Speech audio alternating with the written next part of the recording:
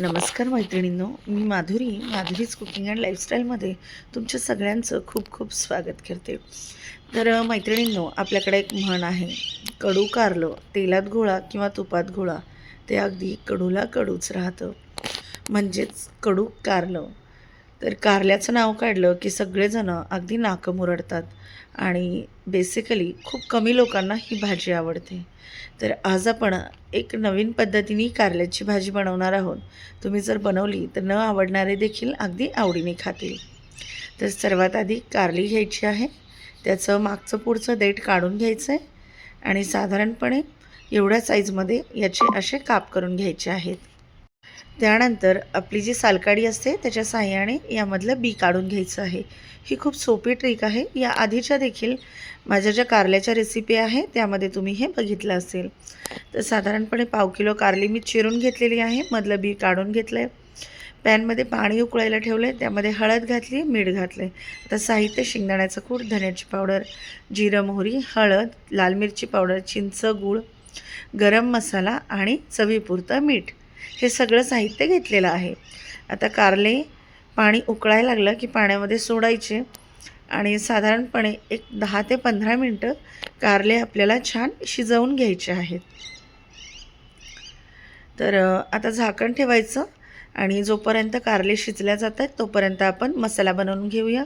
ह्यासाठी मी शेंगदाण्याचा कूट घेतला आहे, चवीपुरतं मीठ घालून घेतलं आहे, काळा मसाला घालून घेतलेला आहे, लाल मिरची पावडर आहे, त्यानंतर थोडीशी हळद आहे, ही आहे धण्याची पावडर. त्यानंतर आपण यामध्ये आता चिंचेचा कोळ घालून घेतो आहे. तर चिंच गुळाचं प्रमाण बऱ्याचदा कन्फ्युजन क्रिएट करतं. तर मैत्रिणींनो, जेवढी चिंच असेल तेवढाच गूळ घालायचा, म्हणजे जे प्रमाण आहे ते एकदम परफेक्ट होतं. खूप जास्त आंबटही होत नाही आणि खूप जास्त गोडही होत नाही. गूळ आणि चिंचेची चव बॅलन्स राहते.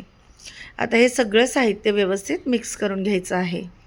त्यामध्ये आवश्यकतेनुसार पाणी घालून आपण हे थोडंसं बॅटर ओलसर करून घेणार आहोत. तर ह्याचं आपण स्टफिंग करणार आहोत. तर मसाला तर बनवून तयार आहे. ह्यामध्ये तुम्ही किंचित अगदी अर्धी पळी तेल जरी घातलं तरी देखील हरकत नाही. आता हे गुळाचा खडा व्यवस्थित फोडून घ्यायचा. चिंचगूळ व्यवस्थित मिक्स झाली पाहिजे. तर आता हा जो मसाला आहे हा आपण साईडला ठेवूया आणि पुढची प्रोसेस करूया. तर साधारणपणे 15 मिनिट झालेले आहेत.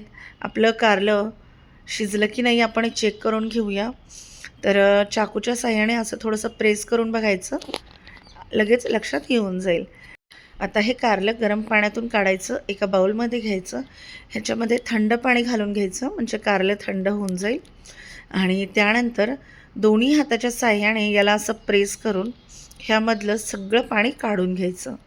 तुमच्या माहितीसाठी म्हणून सांगते, ही कारल्याची भाजी साधारणपणे 2 ते 3 दिवस आरामात टिकते, अजिबात खराब होत नाही. आता ह्या पद्धतीने ह्यामधलं सगळं पाणी काढून घ्यायचं आहे. ह्यामध्ये पाण्याचा अंश राहता कामा नये. तर ह्या कारल्याचे जे काप आहेत त्या सगळ्या कापमधलं पाणी आज आपण इथे काढून घेणार आहोत. तर याला जरा जोरात प्रेस करावं लागतं, त्याशिवाय यामधलं पाणी काही निघत नाही. आता सगळ्या कारल्याच्या कापमधलं पाणी आपण काढून घेतलं आहे. एक पॅन घ्यायचा, पॅनमध्ये तेल गरम करण्यासाठी ठेवायचं. तेल छान गरम झालं की आपण हे कारल्याचे जे काप आहेत हे आपण शॅलो फ्राय करून घेणार आहोत. तर ह्या भाजीला तेल थोडंसं जास्तीच लागतं, त्यामुळे तेल घालताना अजिबात कंजूसपणा करायचा नाही. आता हे कारलं यामध्ये घालून घ्यायचं आणि लो टू मीडियम हीटवर कारलं आपण शॅलो फ्राय करून घेणार आहोत. तर ही कारल्याची भाजी पोळीसोबत किंवा ज्वारीच्या भाकरीसोबत तुम्ही खाऊ शकता. वरण भातासोबत तोंडी लावायला देखील खूप छान लागते. अगदी लहानांपासून मोठ्यांपर्यंत सगळ्यांना ही कारल्याची भाजी नक्कीच आवडेल. तर तुम्ही ही रेसिपी नक्की ट्राय करून बघा. आता एक साईड मस्त अशी फ्राय झालेली आहे. आता याला आपण उलटून पलटून घेणार आहोत. तर गॅसची फ्लेम मोठी नाही करायची, त्यामुळे काय होतं, हे वरून परतल्या जाईल आणि आतून तसंच कच्चं राहील. त्यामुळे याला अगदी छान लो टू मीडियम हीटवरच आपल्याला शॅलो फ्राय करून घ्यायचं आहे. आता ह्या कारल्याच्या ज्या फोडी आहेत ना, ह्या व्यवस्थित अशा शॅलो फ्राय झालेल्या आहेत. ह्याला आपण आता एका प्लेटमध्ये काढून घेणार आहोत आणि मग ह्यामध्ये आपण मसाला भरून घेणार आहोत। तर ह्या पद्धतीने तुम्ही जर ही कारल्याची भाजी बनवली तर अजिबात कडू लागत नाही। तुम्ही नक्की ट्राय करा। कारल्याची भाजी आहे हेच तुमच्या यातला कडवटपणा कुठं गेला हेच लक्षात येणार नाही। तर एका प्लेटमध्ये काढून घ्यायचं आहे आणि जो मसाला आपण बनवून घेतला होता तो मसाला यामध्ये आता आपल्याला भरून घ्यायचा आहे। तर ह्या पद्धतीने हा मसाला आपण जसं वांग्यामध्ये भरून घेतो तसाच ह्यामध्ये भरून घ्यायचा आहे। तर शेंगदाण्याच्या कुटासोबत तुम्ही यामध्ये खोबऱ्याचा चव किंवा तिळाचा कूट देखील घालू शकता। आता मसाला भरून घ्यायचा आहे आणि दुसरीकडे कढईमध्ये आपण तेल गरम करण्यासाठी ठेवलेलं आहे, ज्यामध्ये आपण आता भाजी बनवून घेणार आहोत। ह्याच पद्धतीने सगळ्या ज्या कारल्याच्या फोडी आहेत त्यामध्ये मसाला भरायचा आहे। तर तुम्ही कारल्याची भाजी कशी बनवता कमेंट करून नक्की सांगा। आणि विशेष म्हणजे ही कारल्याची भाजी बनवताना ह्यामध्ये आपण कांदा किंवा लसूण ह्याचा अजिबात वापर केलेला नाही आहे। तर कांदा लसूण न वापरता देखील ही भाजी खूप छान होते। तर ह्याच पद्धतीने सगळ्या कारल्यामध्ये मसाला भरून झालेला आहे ऑलमोस्ट। उरलेला मसाला तसाच ठेवायचा, आपण तो भाजीमध्ये ॲड करून घेणार आहोत।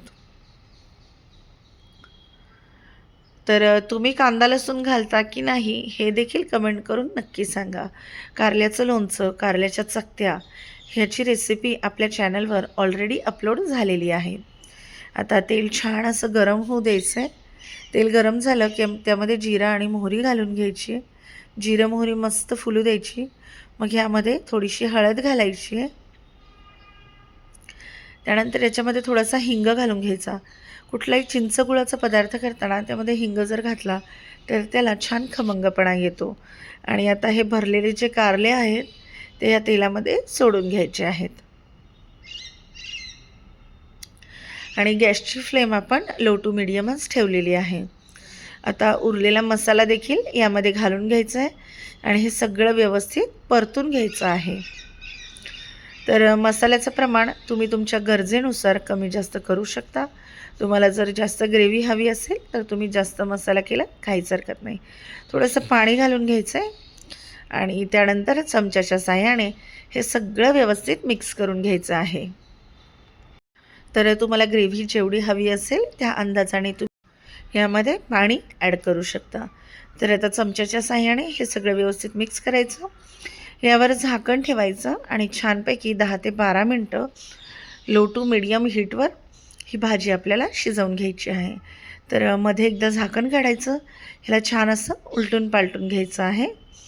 त्यामुळे कारलं चहू बाजूनी व्यवस्थित शिजलं जातं आणि मसाला अगदी व्यवस्थित भाजीमध्ये उतरतो।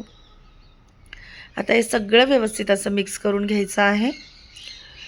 सध्या जरी तुम्हाला भाजीमध्ये तेल थोडंसं जास्त वाटत असेल तरी भाजी झाल्यावर बरोबर याला मॅच करतं, कारण कारल्याची भाजी खायला अशी चमचमीतच मस्त लागते।